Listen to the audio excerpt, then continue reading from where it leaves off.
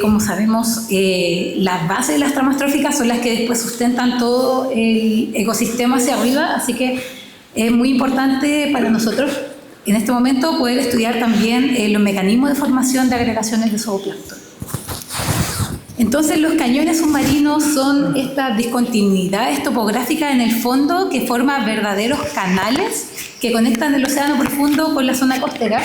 Acá hay una representación en 3D del cañón del Biobío, cerca de Concepción. Y por el cambio en la batimetría se modifica la circulación y finalmente los cañones actúan como conductos que transportan y canalizan propiedades, nutrientes y partículas, entre las cuales podemos tener, por ejemplo, plancton, desde zonas profundas hacia zonas costeras. Y bueno, existe bastante evidencia en otras zonas del mundo sobre cómo los cañones, al transportar estas propiedades, promueven la productividad a escala local. Por ejemplo, en el sistema de California se sabe que los cañones submarinos son un hábitat muy importante para las poblaciones de eufausios o de krill. También algunos cañones de Canadá se sabe que son áreas de agregación de cetáceos donde van a alimentarse. En Antártica también se sabe que los cañones donde se van a alimentar los pingüinos, por ejemplo, y también muchos estudios sobre la alta diversidad bentónica que hay en los cañones submarinos. Sin embargo, acá en Chile todavía sabemos poco y afortunadamente hace poco, como contó Susana, se descubrió que existe un cañón relativamente pequeño al sur de Isla Chañaral de Aceituno, donde un lugar cierto de agregación de muchos cetáceos, donde encontramos altas densidades de zooplancton y avistamientos de ballenas que van a alimentarse, pero que todavía, como comentaba ella, todavía no conocemos los mecanismos que promueven estas agregaciones.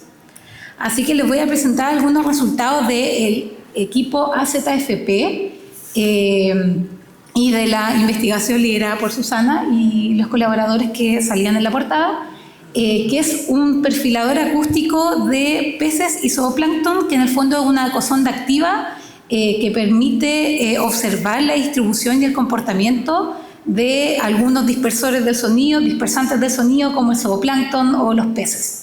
Bueno, y esta es la estructura del anclaje que está puesto en la cabecera del cañón de Isla Chañaral desde diciembre del 2022.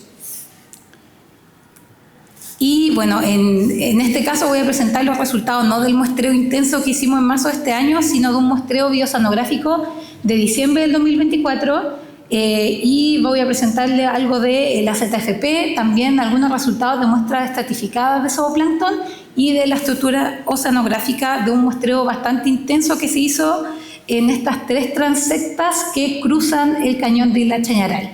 Y las muestras de zooplancton provienen de la estación donde está anclado el ZFP, que es en la cabecera del cañón. Y bueno, así es como se ve un ecograma procesado pero crudo de la señal acústica de la ZFP, donde podemos ver, por ejemplo, alta variabilidad diurna asociada a las migraciones verticales del zooplancton, que está de noche en la superficie y de día migra a zonas más profundas. Pero también vemos alta variabilidad en la escala sinóptica, donde hay periodos con más alta señal, periodos con muy baja señal, donde incluso se pierde la variabilidad acústica. Y bueno, para que quede más claro esto de las migraciones, lo que hicimos fue promediar todos estos días para ver claramente que existe un patrón diurno donde el zooplancton se profundiza a eso de las 6, 7 de la mañana y luego asciende nuevamente como a las 20 horas. Y bueno, para poder visualizar mejor este ecograma, lo que hacemos es integrar en algunos estratos de la columna de agua y obtener un coeficiente de retrodispersión de área, que es el SA,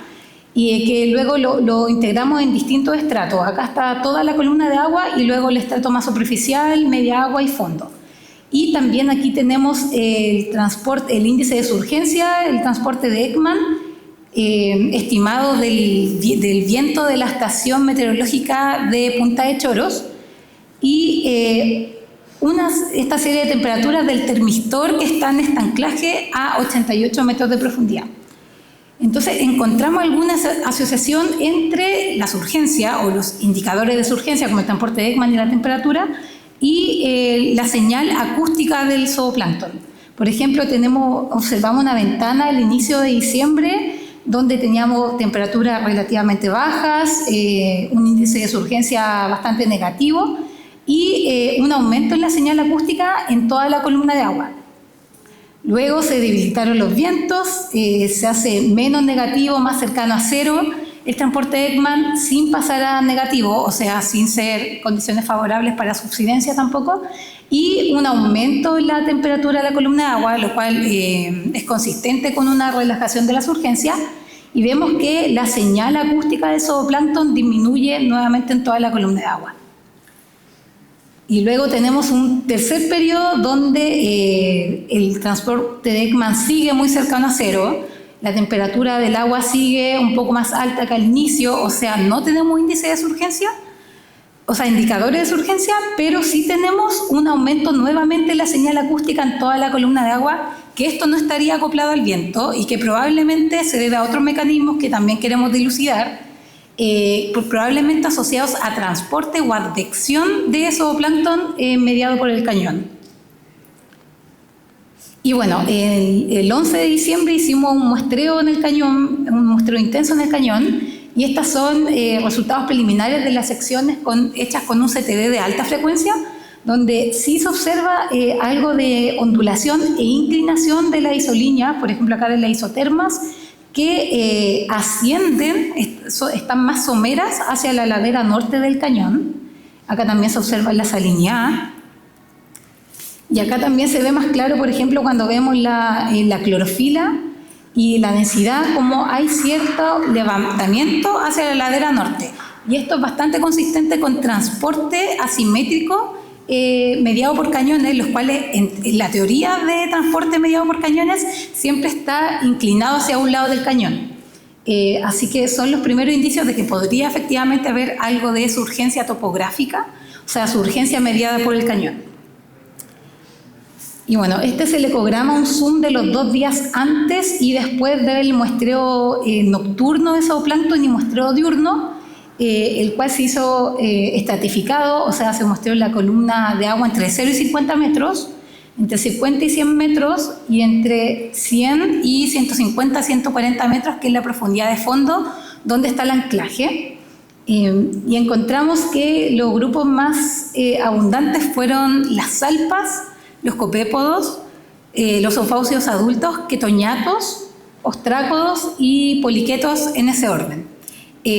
A diferencia del muestreo que hicimos en marzo, donde mostramos ese frasco con mucho eufaucio, acá no encontramos mucho eufaucio,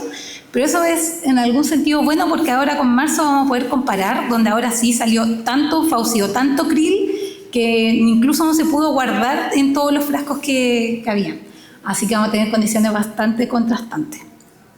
Y bueno, los resultados de la identificación, y aquí agradezco al laboratorio de Leo Castro en la Universidad de Concepción,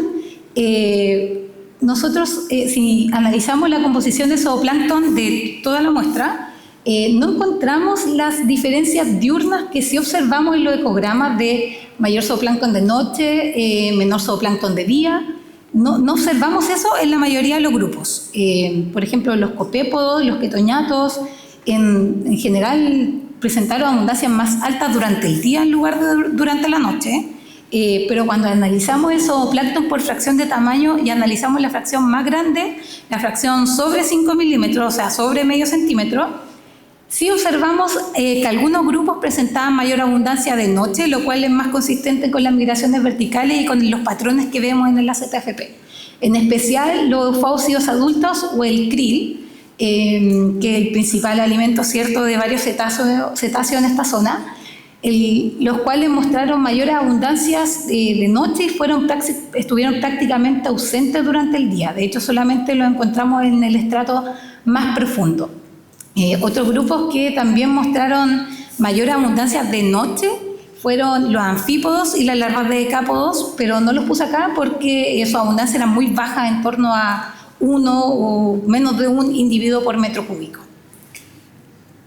Así que los resultados hasta ahora nos permiten concluir que la frecuencia que hemos usado de 200 kHz de las ZFP estaría representando el comportamiento del zooplancton quitinoso grande, lo cual es es muy bueno para nosotros que queremos estudiar en el futuro, poner más énfasis en los eufausios en el krill. Y efectivamente estaríamos viendo el krill en esta señal. Hemos hecho otros análisis que no le mostré, que no alcancé a poner acá, de la tesis de pregrado de una estudiante de Krishna Sarricueta, que muestra con análisis de wavelet que tanto el SA, o sea, el coeficiente de retrodispersión, como el transporte de Ekman fluctúan en escalas sinópticas similares. Sin embargo, solo una parte de la variabilidad estaría asociada al viento y todavía tenemos que analizar varios datos más para poder comprobar nuestra hipótesis de que también hay transporte advectivo. Así que, bueno, quiero agradecer a todas las fuentes de financiamiento y también al Nodo Laboratorio Natural por permitirme estar acá en el simposio. Gracias.